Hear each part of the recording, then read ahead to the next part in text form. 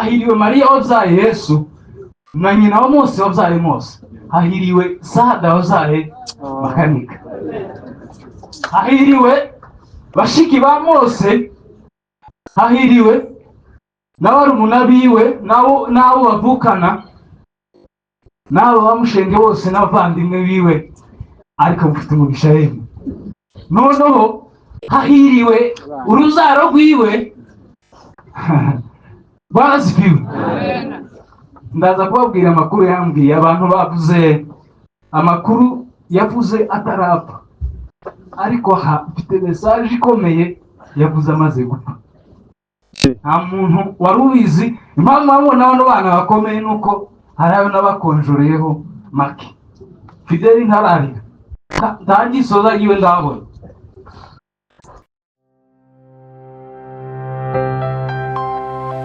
A world of stories. Iri mu Cyongereza. Ndasaba Byishimo Evangeliste wo muri Elimu aze adufashe gusobanura.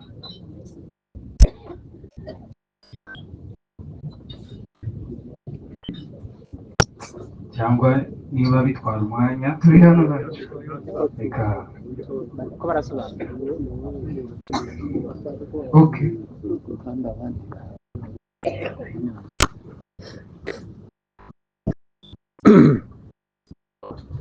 Honoring my father, General Rukunda Michel Makanika, mukubaha umubyeyi wanje General Rukunda Makanika, ladies and gentlemen, bagabo namwe bagore, leaders, elders, bayobozi batware, apostles, bishops, abapotre ndetse n'ababishop, pastors, evangelists, abapasteri n'abavugabutumwa, intercessors, abinginzi and all leaders, ndetse n'abandi bayobozi bose, ministers, ndetse n'abavugabutumwa and other officials. n'abandi bayobozi.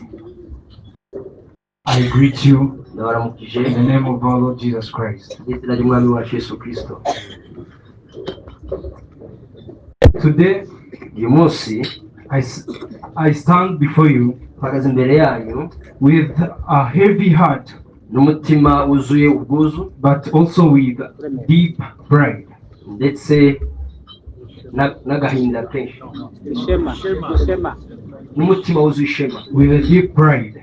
n'umutima wuzuye ishema. When I say I Nivuga ngo nje, don't say only me, ntabwo ndimo nivuga nje nyine ubwanje, but also the children that He left us with. ndetse n'abana bose yadusiganye. I have sisters and brothers, Mfite bashiki banje na barumuna banje, and many of you, namwe muri mwese, all Banyamulenge abanyamurenge muri rusange, community, umuryango w'abanyamurenge, you are our people. muri abantu bacu.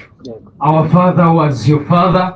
Data yari umubyeyi wanyu, He was not only what you thought he was, ntabwo yari uwo gusa mutekereza ko yari we, but a leader, ariko yari umuyobozi, a hero, intwari, who decided to give everything of his wahisemo gutanga ibintu bye byose up to the last drop of his blood kugeza ku gitonyanga cya nyuma cy'amaraso ye, for the Banyamulenge community kubw'abanyamurenge, kubw'umuryango w'abanyamurenge, and all people in the world. ndetse n'abandi bantu ku The isi. reason why I say all the people in the world, Impamvu mvuga abantu bose ku isi, it's because we have the Bahema dufite abahema who are in hospitals with high pressure bari mu bitaro bafite tensiyo iri hejuru because of his sleeping. kubera gusinzira kwe. So the Banyamulenge who are around and those who are not around here, Abanyamurenge bari hano ndetse namwe batari hano, you are the one to comfort the world, ni mwebwe muri buhumuriza abantu bose, because he was not only of our community ntabwo yari ubwoko bwacu gusa, but the whole world. ahubwo yari afite abantu benshi ku isi. Thank you so much. Murakoze cyane. Ngiye gushimira abantu mwese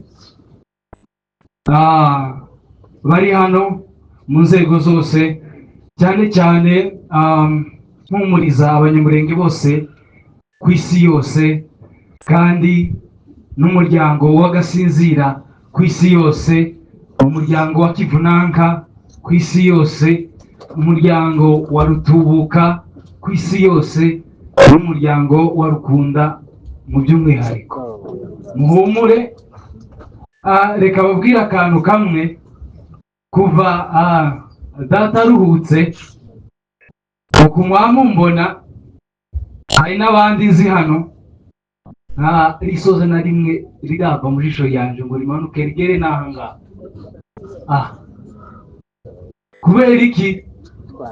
Igihe mbere y'uko aruhuka nari mu cyumba cy'amasengesho, umunsi aruhuka nari mu cyumba cy'amasengesho, na nyuma yaho nari mu cyumba cy'amasengesho kuko n'ubundi amakuru nayamenye amazu ashize umunsi.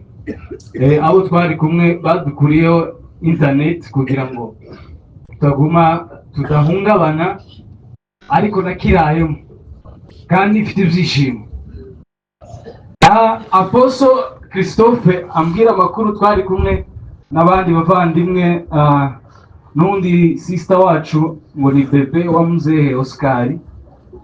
Ndabanza mpumurize muzehe Oscar hano, ari mu bantu bandeze, ni umubyeyi kandi w'imfura, mumwubahire icyo. Bwana sifiwe. Ikindi ntaribagirwa, ndaje mpomereza aho nari ngeze, ariko ntaribagirwa, data agiye kugenda yaraduhamagaye aratubwira ibibazo biri iwacu, aravuga kandi ko Imana yamuhamagariye ubwoko. Aravuga ngo ntimutangare ejo mwumvishe ko navuye muri leta. Twari kumwe na oncle Ruremesha, mbariye kuvuga mu izina, abana be bose ndabaza amazina, ariko no kugira ngo abatabazi bamenye. Aratubwira ngo uyu mubyeyi mbasigiye. Aramubwira nawe ngo ngaba abana ngusigiye. Ikiruta zose aravuga ngo tumenye Imana kandi dusenge. Yatwigishije Yesu, hahawe umugisha umuntu wamwigishije agakiza, aranamubatiza, ariko mu ijuru uzogororerwa yewe. Hahiriwe umubyeyi wamuzaye, hahiriwe Mariya wabyaye Yesu na nyina wa Mose wabyaye Mose, hahiriwe Sada wabyaye Makanika, hahiriwe bashiki ba Mose, hahiriwe n'abarumuna biwe n'abo bavukana n'abo bamushenge bose n'abavandimwe biwe, ariko mufite umugisha yemwe. Noneho hahiriwe uruzaro rwiwe. Bazipiwe. Ndaza kubabwira amakuru yambwiye. Abantu bavuze amakuru yavuze atarapfa, ariko mfite message ikomeye yavuze amaze gupfa. Nta muntu wari ubizi. Impamvu babona bano bana bakomeye nuko hari abo nabakonjoreyeho make. Fideli ntararira, ntagisoza yiwe ndabona. Nuko rero ikindi kintu mbasaba ni kimwe: mudukundire bano bantu kandi mudukundire umunyamurenge. Umuntu uzonkundira umubyeyi Ruremesha, uwo muntu naje nzamukunda, kandi uzamwanga uwo muntu sinzi ko tuzahuza. Uyu ni umubyeyi wacu. Warasipiwe. Nagira mumbwiye kaka ko umwana yazaye hari uwavukiye ahandi atamenye, Rukunda yambwiye ngoye. Amen. Icyo ngicyo ni ukuri. Bwana sipiwe. Bamaze kumbwira amakuru, Apostle Christophe amaze kuyatubwira, ba Papa Ariel, reka mvuge mu izina kuko umwana we ntumuzi, Eveke hariya nabonye ko atabashije kubitubwira. Aratuzungurutsa tujana ku ikanisa, sindabona Apostle Christophe atari guseka. Mbona ntari guseka, ariko nje nkamuganiriza ntazi n'ibyabaye.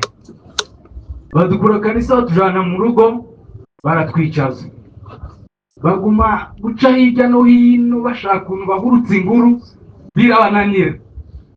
Batangire gukatakata ngo niyo wabagana, kuko haraye twari twumvishe mbere.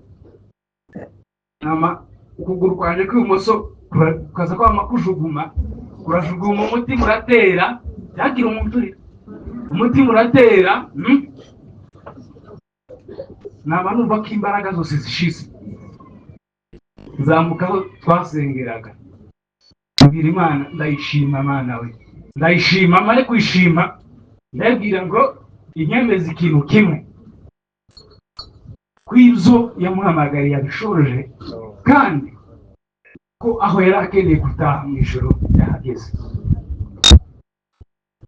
Muri mesaje iciye mu nzozi makani kagaragara aharabagirana yera aravuga ngo ndavuga nk'uwavuga umuntu bwite ariko ndikubwira umunyamurenge wese wese nawe nkurarira ndavuga ngo wewe nta izabaye ntazo wamenye. Aravuga ngo ibi Imana yari yamubwiye na mbere yuko agenda Imana yamubwiye ngo kizomuhambira ngo kandi iryo rango ngo nta muntu uzoyimunyeganyiza ngo kandi ngo abanyamurenge ngo kiriya gihugu ngo nta muntu uzongera kubanyeganyeza. Agiye kugenda yavugaga tu message sizi niba baratumvise yaravuze ngo tugomba gupfa babivuze ngo tugomba gupfa kugira ngo abandi babone agakiza.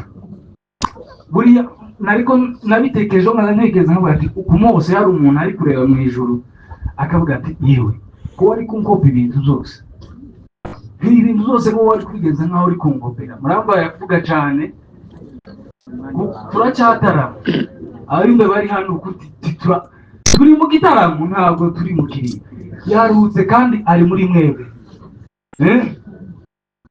ngo izamugira monima ikomeye ku isi. Ntabwo yambwiye ngo Imana yambwiye izomugira monima ikomeye ku isi barasipiwe akayangana arabagira ni benshi reka nyarekera aho ngaho Bwana sipiwe mukomere amen mushikame Bwana sipiwe turi kumwe n'Imana kandi uwatabarutse yatabarutse amahoro. Message mbabwiye nuko yashitse aramahoro kandi umugambi Imana yari yaramuhaye gusohoza yawusohoje. Amen. Murakoze cyane. Murakoze cyane Remesha.